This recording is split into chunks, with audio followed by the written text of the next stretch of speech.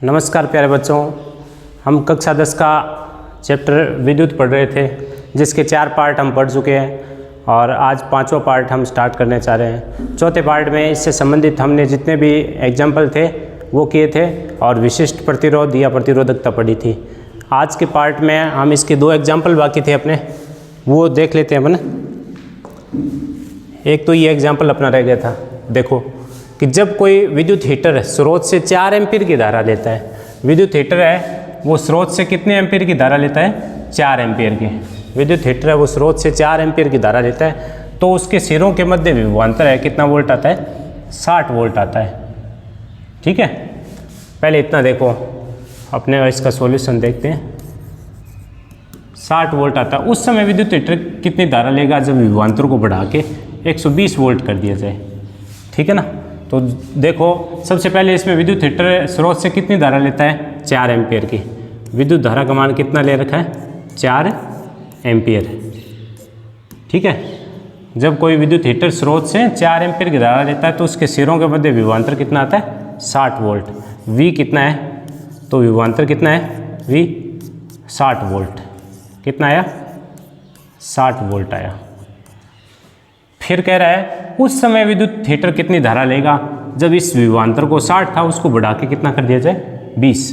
तो सबसे पहले अपन ओम के नियम से प्रतिरोध ज्ञात कर लेते हैं। प्रतिरोध ओम के नियम से, ओम का नियम। तो ओम का नियम क्या होता है? V बराबर IR। R बराबर क्या हो जाएगा? I भाग में इधर गुणा में ना, इधर आते ही भाग में आ जाएगी, पक्षांतरण करेंगे तो V बटे I। तो प्रतिरोध R बराबर क्या आएगा आपका? V का मान कितना दे रखा है आपको? 60, और बटे I का मान कितना दे रखा है? 4। तो प्रतिरोध कितना आ गया? 60 में 4 का भाग दोगे, ठीक है, 15 ओम। कितना आया? 15 ओम। पहले इतनी बात आ गई अपने कि धारा दे रखी है, विभवांतर दे रखा। ओम के नियम से अपन ने क्या निकाल लिया? प्रतिरोध निकाल लिया। इसका क्या निकाल लिया? प्रतिरोध। प्रतिरोध आ गया 15 ओम। अब कह रहा है कि उस समय हीटर कितनी धारा लेगा। अब अपने को I का मान ज्ञात करना है जब विभवांतर को बढ़ा के 120 कर दिया जाए। इसका वोल्टेज है, इसको बढ़ा के और कितना वोल्ट कर दिया जाए? 120 वोल्ट कर दिया जाए। 120 वोल्ट कर दिया जाए इसके विभवांतर को। तो और प्रतिरोध अपने निकाला ही है कितना? प्रतिरोध तो वही तार है 15 ओम, उसका प्रतिरोध कितना है? 15 ओम। ठीक है, तो अब पूछा है अब ये कितनी धारा लेगा, I का मान पूछा है। तो वही ओम के नियम से, ओम के नियम से, ओम का नियम क्या होता है? V बराबर IR। अपने को I ज्ञात करना है तो I बराबर क्या हो जाएगा? R इधर गुणा में इधर भाग में आ जाएगा, तो V अपॉन R। तो कितनी धारा लेगा? V का मान कितना है? अब बढ़ा के 120 वोल्ट कर दिया। कितना कर दिया? 120 वोल्ट। और प्रतिरोध कितना है? 15। भाग दे दो इसमें, कितनी बार आएगा? 8 बार चला जाएगा। 8 120। तो धारा कितनी एम्पियर आ गई? 8 एम्पियर। जो पहले 4 एम्पियर की थी वो अब बढ़ के कितने एम्पियर आ गई? 8 एम्पियर, क्योंकि विभवांतर है 60 से कितना कर दिया? 120 वोल्ट। ओम के नियम से आपको पता है, मैंने बताया था V और I समानुपाती है, समान अनुपात में इनका मान बढ़ता है। तो एक एग्जाम्पल ये अपना बाकी था 11.4, ये आपको बता दिया। उसके बाद में एक छोटा सा पेज नंबर नई किताब में दे रखा है अपने 201 नंबर पे एक क्वेश्चन दे रखा है तीसरा, कि किसी तार के 2 सिरों पर विभवांतर का मान उसके पहले के विभवांतर की तुलना में घटाकर आधा कर दिया जाए। पहले जो विभवांतर था उससे घटाकर कितना कर दिया जाए? आधा कर दिया जाए। तो और प्रतिरोध क्या रहता है? नियत रहता है। प्रतिरोध में कोई बदलाव नहीं होता है, प्रतिरोध नियत रहता है। तो ये बोल रहा है धारा में क्या परिवर्तन होगा? धारा में क्या होगा? परिवर्तन होगा। तो देखो इसको अपन सॉल्यूशन करते हैं इसका कैसे। अपने को पता है I बराबर क्या सूत्र होता है? V upon R। ओम के नियम से, ओम के नियम से। ये किसका नियम है? ओम का नियम। ओम के नियम से अपने को पता है V बराबर क्या, I बराबर क्या होता है, V/R होता है। ठीक है, अब क्या कर रही है, ये जो विभवांतर है, विभवांतर पहले के विभवांतर की तुलना में घटाकर आधा कर दिया जाए। नया जो विभवांतर है लिया है वो कितना, पहले वाले विभवांतर से कितना कर दिया जाए, आधा कर दिया जाए। नया जो विभवांतर V' ले रहे हैं वो पहले वाले विभवांतर की तुलना में कितना कर दिया जाए, आधा। 1/2V कर दो या V/2 कर दो, एक ही बात है, V/2। पहले का जो विभवांतर था उसको घटा के कितना कर दिया, आधा। आधे का मतलब 1/2 कर दिया, तो ये नया विभवांतर आ गया। तो ये पूछ रहा है कि उस धारा में क्या मान होगा, जबकि R तो सेम रहेगा, तो धारा में क्या परिवर्तन आएगा। नई धारा अपन I' ले लेते हैं, I' बराबर क्या सूत्र बन जाएगा, V'/R। R तो वही है, तो इसका मान रख दो। इसका मान रखेंगे तो क्या आएगा, I' बराबर क्या आएगा भाई, I' बराबर आ जाएगा आपका V' का मान कितना है, 1/2 V और बट्टे में क्या है, R। बट्टे में क्या है, R। 1/2 V रख दिया, V' का मान 1/2 V है, वो रख दिया V' की जगह 1/2 V, और बट्टे में R तो सेम है। अब देखो समीकरण 1 से अपन V/R की जगह क्या लिख सकते हैं, इसको समीकरण 1 दे देता हूँ मैं। तो V/R की जगह क्या लिख सकते हैं, I। तो ये आ जाएगा I' बराबर कितना हो गया, 1/2 I। यानी जो नई धारा आई वो पहले वाली धारा की कितनी हो गई, आधी हो गई कि नहीं, 1/2 I। पहले वाली धारा है I, उसकी क्या हो गई, नई धारा आधी हो गई। एक बार दोबारा समझ लीजिए, ये कह रहा है कोई तार है, ये तार है मान लो, ठीक है। इस तार के सिरों पर विभवांतर का मान उसके पहले के विभवांतर से घटाकर आधा कर दिया जाए। पहले जो विभवांतर V था उसको घटा के अब कर दिया V/2, आधा कर दिया। प्रतिरोध R का R ही रखा है, प्रतिरोध में कोई चेंज नहीं है। तो धारा में क्या परिवर्तन हो गया, तो I बराबर V/R ओम के नियम से होता है। इसको समीकरण नंबर 1 दे दिया मैंने। और V' बराबर है नया जो विभवांतर है V', ये क्या है, नया विभवांतर है, नया विभवांतर है। नया विभवांतर है वो पहले वाले विभवांतर की तुलना में क्या हो गया, देखो आधा हो गया। 1/2 V कर दो या V/2 कर दो, तो नई धारा क्या होगी, ये नई धारा है। नई धारा I' बराबर क्या होगी, V'/R। V' का मान रख दो 1/2 V, तो ये रहा 1/2 V, और बट्टे में कौन है, R। और V/R को अपन 1 नंबर समीकरण से क्या लिख सकते हैं, I। तो V/R की जगह मैंने क्या लिख दिया, I। तो नई जो धारा थी, ये जो नई धारा I' है, ये क्या आ गई, 1/2 I। यानी पहले वाली धारा की तुलना में ये कितनी होगी, आधी होगी। समझ में आ गया। ये आपका पेज नंबर 201 पे क्वेश्चन नंबर जो 5 क्वेश्चन दे रखे, 4 या 5 क्वेश्चन दे रखे हैं, उसमें एक ये आपका एग्जाम्पल था, वो मैंने बताया। जितने भी न्यूमेरिकल है वो अपन टॉपिक के साथ साथ करते चल रहे हैं, ताकि आप घर जाके अभ्यास करो तो आपके जितने भी क्वेश्चन हैं वो क्लियर होते चले। अब देखो इसके आगे, अब अपन पढ़ेंगे प्रतिरोधों का संयोजन। अगर अपना नया टॉपिक क्या है, प्रतिरोधों का संयोजन। प्रतिरोधों का संयोजन।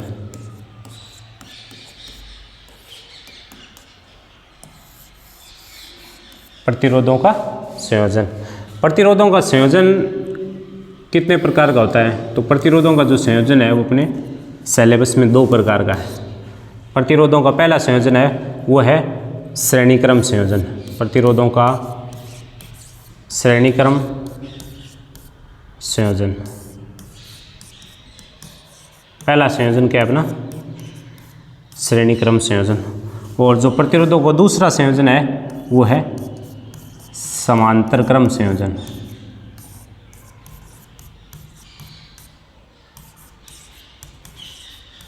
समांतर क्रम संयोजन, यह इसका दूसरा नाम है आपके, इसको बोलते हैं पार्श्वक्रम संयोजन।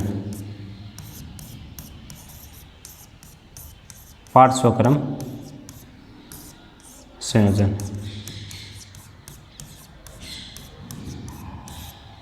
ठीक है, तो प्रतिरोधों का अपन 2 प्रकार से संयोजन पढ़ेंगे। ये अपना नया टॉपिक है और इम्पोर्टेंट भी है परीक्षा की दृष्टि से।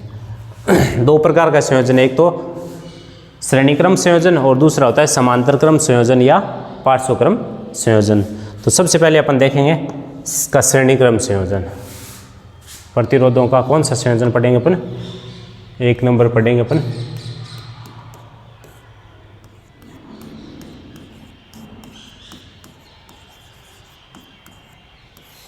प्रतिरोधों का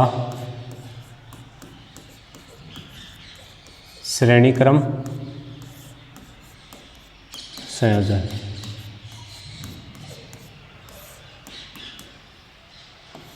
प्रतिरोधों का श्रेणी क्रम संयोजन। श्रेणी क्रम संयोजन के लिए इसका पहले समझना होता है श्रेणी क्रम संयोजन क्या होता है।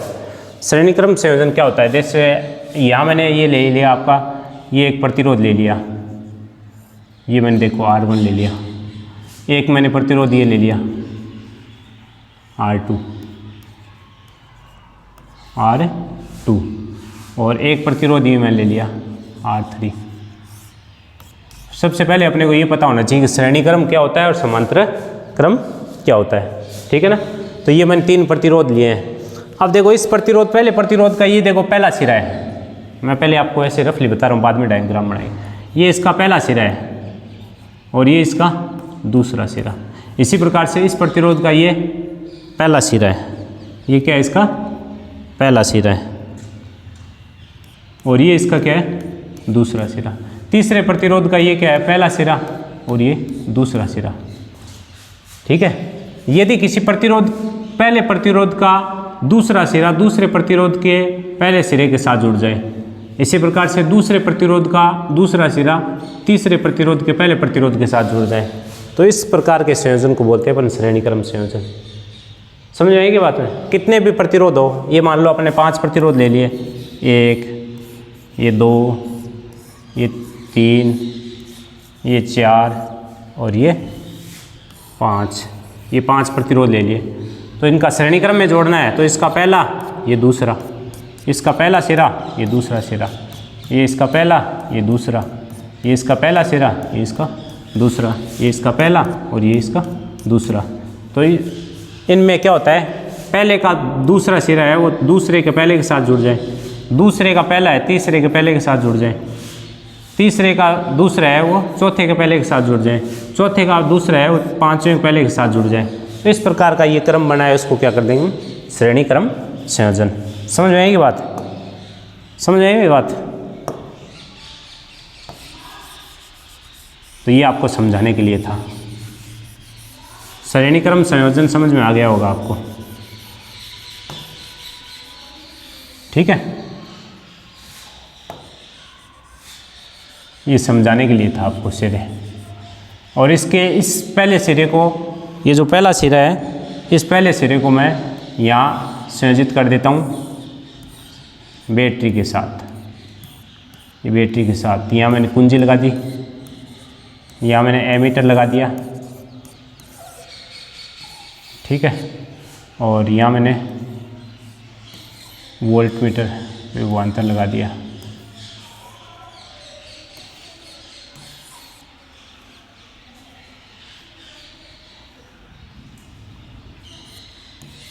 इसका विभवांतर V1 है, इसका विभवांतर V2 है और इसका जो विभवांतर है वो V3 है। और कुल विभवांतर की अगर बात करें तो वो है V। कुल विभवांतर का मान देखें तो वो क्या आ जाएगा V। एक मैंने डायग्राम बनाया है जिसमें मैंने प्रतिरोध R1, R2, R3 लिया है। R1 का जो विभवांतर है वो V1 लिया है, R2 का विभवांतर V2 और R3 का विभवांतर V3 और कुल विभवांतर का मान क्या लिया है V। ये अपन एक बैटरी ले ली और ये कुंजी, ये एमीटर, ठीक है। प्लस से धारा निकलेगी तो धारा को देखो यहाँ पे जाएंगे तो एक ही रास्ता मिल रहा है, धारा को एक ही रास्ता मिल रहा है। यानी ये ध्यान रखना है आपको कि श्रेणी क्रम में धारा का मान समान रहता है और विभवांतर है उसका मान भिन्न भिन्न रहता है प्रत्येक प्रतिरोध के लिए। ये बात ध्यान रखनी है आपको, नोट लगा के ये बात ध्यान रखनी है, क्योंकि यहाँ से धारा निकलेगी तो प्रत्येक प्रतिरोध में धारा का मान समान रहता है श्रेणी क्रम में, और विभवांतर का मान प्रत्येक प्रतिरोध के सिरों पर विभवांतर का मान भिन्न भिन्न रहेगा। ये बात नोट ध्यान रख। तो सबसे पहले अपन प्रतिरोधों का श्रेणी क्रम संयोजन। तो श्रेणी क्रम की परिभाषा आपको बता दी मैंने कि यदि किसी प्रतिरोध के पहला प्रतिरोध है उसके दूसरे सिरे को दूसरे प्रतिरोध के पहले सिरे से, दूसरे प्रतिरोध के दूसरे सिरे को तीसरे प्रतिरोध के पहले सिरे से जोड़ें और इनके पहले को परिपथ से और इसके लास्ट वाले को परिपथ से जोड़ दें, तो इस प्रकार के संयोजन को हम बोलते हैं श्रेणी क्रम संयोजन। फिर नोट लगा के अपने को ध्यान रखना है कि श्रेणी क्रम है उसमें धारा का मान प्रत्येक प्रतिरोध के लिए धारा का मान क्या रहता है, समान रहता है। धारा का मान समान रहेगा आपके प्रत्येक प्रतिरोध के लिए, धारा का मान क्या रहेगा, समान रहेगा। यहाँ प्रत्येक प्रतिरोध के लिए धारा का मान समान रहेगा और जो विभवांतर है उसका मान रहेगा भिन्न भिन्न। विभवांतर का मान क्या रहेगा, भिन्न भिन्न। ये बात ध्यान रखनी है अपने को नोट डाल के।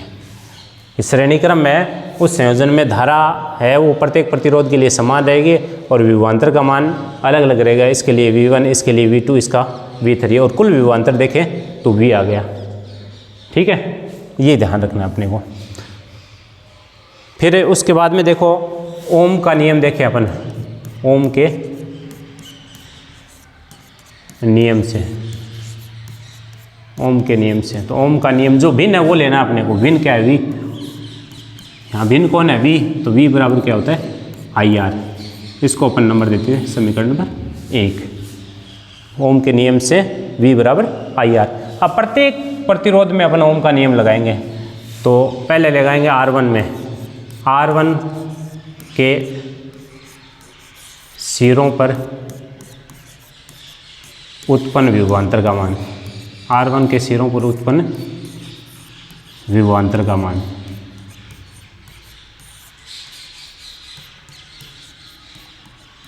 क्या आएगा, V1 आएगा। R1 के सिरों पर विभवांतर क्या है, V1। और ओम का नियम लगाएंगे तो I और R चेंज है यहाँ तो आए 1। इसको समीकरण नंबर क्या दे देता हूँ, 2। इसी प्रकार से R2 के सिरों पर उत्पन्न विभवांतर का मान, यहाँ तक सेम है। यहाँ क्या आएगा, R2 के सिरों पर विभवांतर क्या है, V2। तो क्या बन जाएगा, ओम का नियम लगाने पर I R क्या है, R2 है, तो V2 बराबर I R2, समीकरण नंबर 3। इसी प्रकार से R3 के सिरों पर विभवांतर लगाऊंगा। R3 के सिरों पर विभवांतर क्या आ जाएगा, V3। R3 के सिरों पर विभवांतर क्या है, V3। तो क्या सूत्र बन जाएगा, ओम का नियम लगाएंगे तो I R3। ये समीकरण नंबर आपकी आ जाएगी 4। कुल विभवांतर कितना है, कुल विभवांतर कितना है बताओ, कुल विभवांतर है। कुल अपना विभवांतर कितना है, V, जो इन तीनों के योग के बराबर है। V बराबर V1 plus V2 plus V3। इसको समीकरण दे देता हूँ मैं 5 नंबर। अब समीकरण 5 में 1, 2, 3, 4 का मान रखने पर, समीकरण 5 में समीकरण 1, 2, 3 व 4 का मान रखने पर, तो मान रख देंगे। V का मान कितना है, IR कितना है, IR बराबर V1 का मान IR1, V2 का IR2, V3 का IR3। ये सारे मान रख दिए। अब इनमें कॉमन क्या आ रहा है, देखो कॉमन क्या आ रहा है इसमें, एक सा क्या आ रहा है, I कॉमन आ रहा है ना। तो I बराबर क्या आ गया, I कॉमन ले लिया बाहर, बच गया क्या, R1 plus R2 plus R3, ये बच गया। अब देखो इस I से ये I कैंसिल हो गया, क्यों, इधर भाग गुणा में है, इधर भेजूँगा भाग में। तो R बराबर क्या बच गया आपका, R बराबर बच गया R1 plus R2 plus R3। और ये श्रेणी क्रम में है इसलिए इसको मैं RS ले सकता हूँ, सीरीज श्रेणी क्रम के लिए सीरीज S ले लिया। RS बराबर R1 plus R2 plus R3। समझ में आ गई बात। तो ये अपने श्रेणी क्रम प्रतिरोधों का श्रेणी क्रम संयोजन का तुल्य प्रतिरोध है, उसका सूत्र आ गया। परीक्षा में पूछते हैं कि प्रतिरोधों के श्रेणी क्रम संयोजन का सूत्र व्युत्पन्न कीजिए। तो सबसे पहले अपने को ये डायग्राम आना चाहिए। सबसे पहले कि इस प्रतिरोध के प्रथम सिरे को इसके दूसरे से, इसके दूसरे को इसके पहले से जोड़ते हैं। तो इस प्रकार के संयोजन को तो हम श्रेणी क्रम संयोजन, विभवांतर इनका अलग है, इसका V1 ले लिया, इसका V2 ले लिया, इसका V3 और कुल विभवांतर कितना ले लिया V। इसमें नोट क्या ध्यान रखना है अपने को, धारा का मान प्रत्येक प्रतिरोध के लिए समान रहता है, विभवांतर का मान भिन्न भिन्न होता है। तो ओम का नियम से V बराबर क्या होता है IR। अब प्रत्येक सिरे पे ओम का नियम लगा दिया, जो भिन्न है वही लेना है अपने को, भिन्न या V है तो V ले लिया। R1 के सिरों पर विभवांतर V बराबर IR1, R2 के सिरों पर विभवांतर V2 बराबर IR2, R3 के सिरों पर विभवांतर V बराबर IR3। कुल विभवांतर कितना हो गया, V बराबर V1 plus V2 plus V3, समीकरण नंबर 5। इस 5 में 1 2 3 4 का मान रख दिए यहाँ पे। तो IR बराबर IR1 plus IR2 plus IR3। I क्या आ रहा है, सब में कॉमन आ रहा है, तो I को कॉमन ले लिया, तो R बराबर बच गया R1 plus R2 plus R3। तो I से I कैंसिल हो गया, तो R बराबर क्या बच गया, R1 plus R2 plus R3। S क्यों लगाया है, श्रेणी क्रम के लिए, सीरीज बोलते हैं श्रेणी क्रम को। तो RS बराबर R1 plus R2 plus R3। यानी क्या पता चला, क्या अपन ने निकाला कि श्रेणी क्रम में जो कुल प्रतिरोध या तुल्य प्रतिरोध है, एक ही बात, आगे सवाल निकालेंगे जगह जगह काम आएगा। श्रेणी क्रम में कुल प्रतिरोध या तुल्य प्रतिरोध का मान है वो प्रत्येक प्रतिरोध के योग के बराबर आ गया। प्रत्येक प्रतिरोध है वो सीधा जुड़ गया, देखो R1 plus R2 plus R3। श्रेणी क्रम के लिए कुल प्रतिरोध या तुल्य प्रतिरोध का मान प्रत्येक प्रतिरोध के योग के बराबर होता है। और यदि ये मान ज़्यादा हो, प्रतिरोध ज़्यादा हो, तो अपन इसको ऐसे लिख सकते हैं, RS बराबर है R1 plus R2 plus R3 dot dot dot plus RN। यानी कितने भी अपन आगे हो तो उनको ले सकते हैं आगे। तो ये तुल्य प्रतिरोध के लिए श्रेणी क्रम का आपका सूत्र क्या हो गया, व्युत्पन्न हो गया। अब आप यहाँ PDF के माध्यम से इसको देख लीजिए।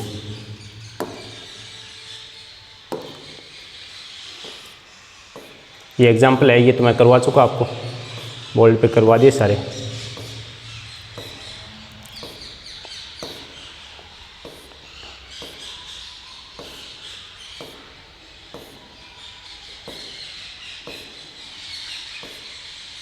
ये प्रतिरोधों का संयोजन। प्रतिरोधों का संयोजन है वो दो प्रकार से होता है, एक तो श्रेणी क्रम संयोजन और दूसरा होता है समांतर क्रम संयोजन, या इसका दूसरा नाम है पार्श्व क्रम संयोजन। सबसे पहले अपन लेते हैं श्रेणी क्रम संयोजन। देखो ये प्रतिरोध लिए R1 R2 R3 और इनका विभवांतर R1 का V1, R2 का V2 और R3 का V3, और इसका एमीटर से जोड़ दिया, सेल से जोड़, बैटरी से जोड़ दिया, इधर कुंजी के ले ली।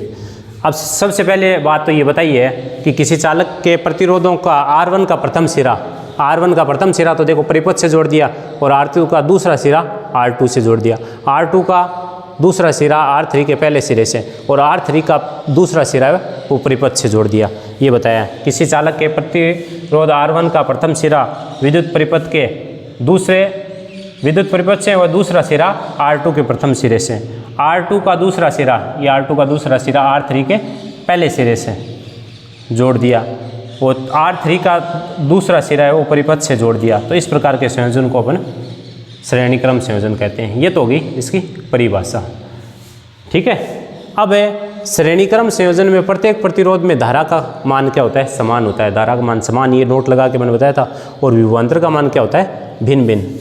अब अपन ने बता दिया जो लिया था चित्र में कि अपन ने R1 R2 R3 तीन अपन ने प्रतिरोध लिए हैं, उनके सिरों पर विभवांतर V1 V2 V3 लिए है, तथा धारा का मान क्या लिया अपने, I लिया है। तो ओम के नियम से V बराबर क्या होता है, IR। ओम के नियम से क्या होता है, V बराबर IR। अब इसको समीकरण 1 नाम दे दिया अपन ने, इसको समीकरण 1 दे दिया। अब अपन ने तीनों प्रतिरोधों में ओम का नियम लगा दिया। प्रतिरोध R1 के सिरों पर विभवांतर V1 बराबर IR1, R2 के सिरों पर विभवांतर V2 बराबर IR2, प्रतिरोध R3 के सिरों पर विभवांतर V3 बराबर IR3, और कुल विभवांतर का मान क्या होता है, V बराबर V1 plus V2 plus V3। इसको समीकरण 5। अब 1 2 3 4 समीकरण के मान इस 5 में रखने पर V की जगह IR, IR1, IR2, IR3 ये मान रख दिए। ये मान रखने पर देखो IR बराबर IR1 plus IR2 plus IR3, तो IR बराबर आ गया आपका, I कॉमन आ गया सब में, तो बच गया क्या, R1 plus R2 plus R3। I से I क्या हो गया, कैंसिल, तो R बराबर क्या बन गया आपका, R1 plus R2 plus R3, ठीक है ना। तो यानी श्रेणीक्रम का जो कुल प्रतिरोध या तुल्य प्रतिरोध है वो प्रत्येक प्रतिरोध के किसके बराबर है, चिन्ह किसका है, प्लस का, तो प्लस यानी योग के बराबर होता है।